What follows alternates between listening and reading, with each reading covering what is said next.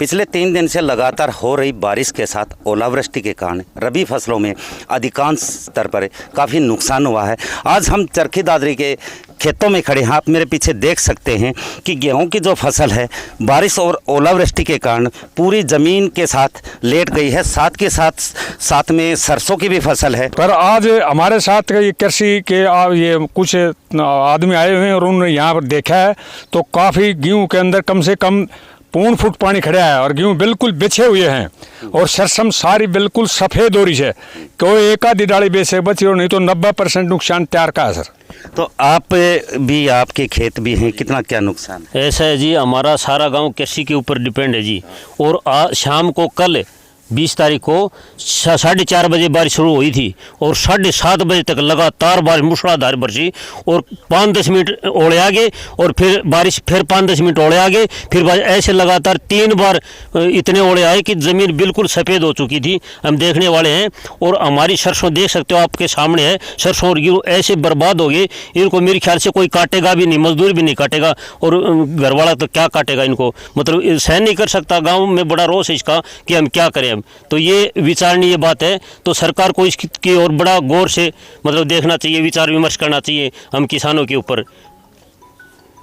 जो पहले भी जो पाले के कारण कुछ फसलें का नुकसान हुआ था, फिर दोबारा दोहरी मार पड़ी है, तो क्या पहले 50% तो पाले का नुकसान हो गया था और अब 90 इसमें पूरा ये इसके ओलों से और बरसात से बर्बाद होगी। गेहूँ हो चाहे सरसम हो, हमने जाके इसके जो कृषि अधिकारी हैं वहाँ पर एप्लीकेशन भी लगा दी, डीसी का भी लगा दिया। अभी तक कोई अधिकारी तो आया नहीं है देखने के लिए। पहले भी अखबार में बोल दिया अब भाई इसका कुछ देंगे, कोई आ तो नहीं रहा, नहीं चेक तो कोई कर नहीं रहा, नहीं कोई सरकार का आदमी आ रहा, नहीं कोई अधिकारी आ रहा, नहीं कोई कंपनी का आ रहा। और हमने बीमा भी करवा रखा है। तो कितना नुकसान हुआ? गेहूँ का 100 है। गेहूँ तो माना पड़ेगा हमने। सरसों में कितना? सरसों में बाणी पड़ेगी 90% लाग लो, 10% में कटाई लगवा दें, क्या फायदा होगा उसमें।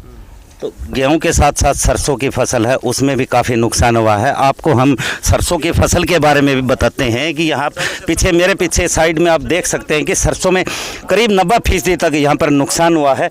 और जो ओलावृष्टि के साथ साथ ये गेहूं की जो फलियाँ हैं बिल्कुल सफ़ेद यहाँ पे दिखाई दे रही हैं। सरसों की फसल में कितना क्या नुकसान होगा हम आपसे करेंगे। सरसों की फसल में 80 से लेकिन 90% ही नुकसान है, इसमें कुछ नहीं लगेगा।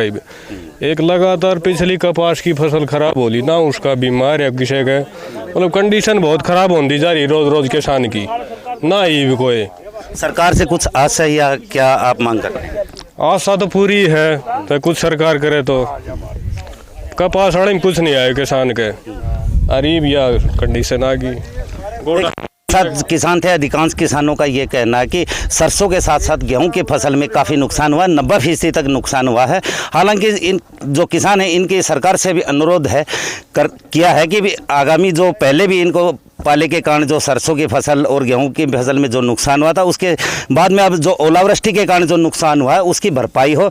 साथ के साथ किसानों ने सरकार से एक गुहार भी लगाई है कि उनको उचित मुआवजा दिया जाए। चरखी दादरी से मेरे सहयोगी पुनीत सोरण के साथ प्रदीप साहू, हरियाणा तक।